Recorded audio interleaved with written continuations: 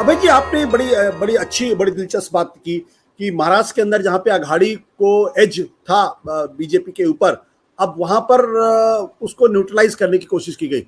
लेकिन क्या अरिथमेटिक ऐसे ही काम करता है क्या?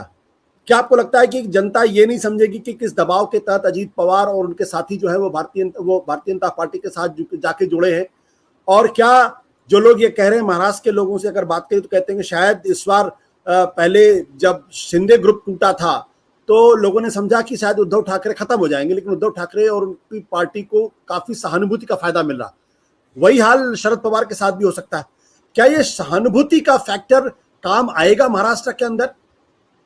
देखिए, भारत की राजनीति भी नहीं, सभी जगह जब राजनीतिक शक्तियों का संतुलन अपने पक्ष में किया जाता है, तब मुख्य उद्देश्य होता है कि हम अंक गणित को पहले अपने पक्ष में कर लें, पहले मैथमेटिक्स अपनी दुरुस्त कर लें।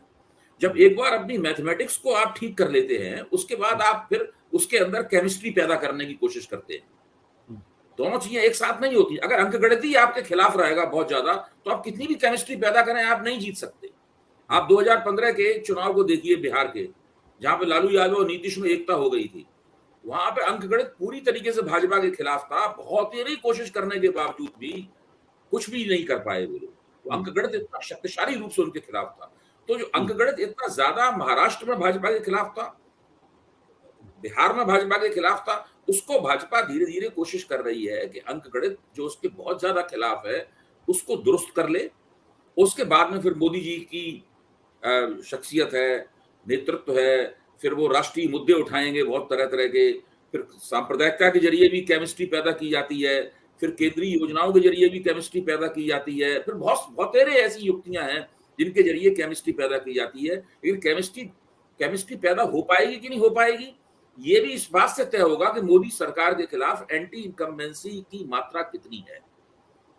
इसका सीधा रिश्ता उस संभावित केमिस्ट्री से भी है कि वो संभावित हो भी पाएगी कि नहीं हो पाएगी, और दूसरे इसका सीधा रिश्ता विपक्षी एकता की संभावनाओं से भी है। अगर एंटी इनकम्बेंसी ज्यादा होगी तो विपक्षी एकता भी तत्परता से होगी, मजबूत होगी, विपक्ष के मतभेद ज्यादा दिखाई नहीं पड़ेंगे। अगर एंटी इनकम्बेंसी मामूली हुई, जो 10 साल में हर सरकार के खिलाफ होती है, जिसको पलटा जा सकता है, जिसको नरम किया जा सकता है, तो विपक्षी एकता भी अनमने तरीके से होगी और उसमें मतभेद ज्यादा दिखाई पड़ेंगे, एकता कम दिखाई पड़ेगी। तो आज की तारीख में क्या कहा जाए, ये जो महाराष्ट्र के अंदर जो एक तरीके से 6 पार्टियां हो गई हैं, एक तरफ कांग्रेस पार्टी है जो राष्ट्रीय पार्टी, दूसरी तरफ भारतीय जनता पार्टी जो राष्ट्रीय पार्टी है, फिर शिवसेना ए, शिवसेना बी और एनसीपी ए, एनसीपी बी। तो एक तरफ कांग्रेस पार्टी है और शिवसेना ए और एनसीपी ए, दूसरी तरफ बीजेपी, शिवसेना बी और एनसीपी बी। अब ये 3 पार्टियां एक दूसरे के खिलाफ जाएंगी। तो 2024 के मद्देनजर अगर आज आपसे सवाल पूछा जाए तो ये संघर्ष तीखा होगा या फिर इस संघर्ष में बीजेपी को एज मिलेगी? देखिए, संघर्ष बहुत जम के होने वाला है। मैं अभी नहीं मानता हूं कि भाजपा को एज मिल गई है या भाजपा को बढ़त मिल गई है, लेकिन भाजपा ने अपने खिलाफ जो बहुत ज्यादा बढ़त थी, जो एक तरफा स्थिति थी, उसको कम कर दिया है, ये मैं कह रहा हूं। और ये जो आप देखिए ना कि गेंद तो इस वक्त गैर भाजपा शक्तियों के पाले में है, वो गेंद कैसे खेलेंगे? ये तो शरद पवार की जिम्मेदारी थी कि अपनी पार्टी को एकताबद्ध रखते। ये उद्धव ठाकरे की जिम्मेदारी, उद्धव ठाकरे तो मुख्यमंत्री भी थे, उनके पास तो सत्ता भी थी, वो सत्ता में बैठे रहे।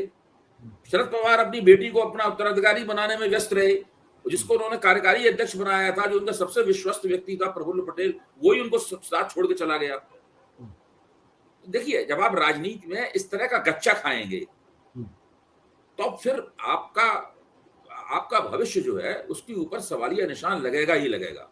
सवाल इस बात का नहीं है, भाई जनता ये भी तो देखती है कि कौन ज्यादा कुशल है, कौन लगातार आगे बढ़ रहा है, किसका अधिक विस्तार हो रहा है, कौन मजबूत है ज्यादा। अच्छा, अब शरद पवार निकल पड़े हैं अभियान पर, 82-83 साल के हैं, लेकिन अभी भी राजनीति करने की बड़ी बलवती इच्छा उनके अंदर है। जनता के बीच में उनका सम्मान भी है। जो उनका मराठा जनाधार है, वो अभी भी शरद पवार से बड़ा नेता वहां पे कोई है नहीं। इसलिए हो सकता है कि वो बाजी को अंततः अजीत पवार के और प्रफुल्ल पटेल के और छगन भुजबल के खिलाफ पलट दें। इस बात की पूरी संभावना है, और इस बात से वो लोग डरे हुए भी हैं। इस बात से वो लोग डरे हुए भी हैं। तो अभी तो 10 महीने का समय है, 9.5-10 महीने का समय है। अभी 2-3 महीने में ये स्थिति साफ हो जाएगी और हमें और आपको दोनों को ये पता है कि भारतीय जनता पार्टी चतुराई पूर्वक स्थानीय निकायों को चुनाव रोके हुई थी। जी। और महाराष्ट्र में स्थानीय निकायों का चुनाव बहुत महत्वपूर्ण है। बड़ी-बड़ी महानगर पालिकाएं हैं। मुंबई की महानगर पालिका है, थाने की है, पुणे की, बड़ी-बड़ी महानगर पालिकाएं हैं और जब इनके चुनाव बड़े प्रतिष्ठा मूलक होते हैं, तो अब उसे यकीन नहीं था कि शिंदे साहब की मदद से वो बड़ी आसानी के साथ स्थानीय निकायों को चुनाव जीत पाएगी। अब वो कोशिश करेगी कि शिंदे, अजित पवार और खुद को मिलकर स्थानीय निकायों के चुनावों पर अपना सिक्का बना सके। तो पहली परीक्षा जी। अंकगणित और केमिस्ट्री के संयोग की स्थानीय निकायों के चुनाव में होगी।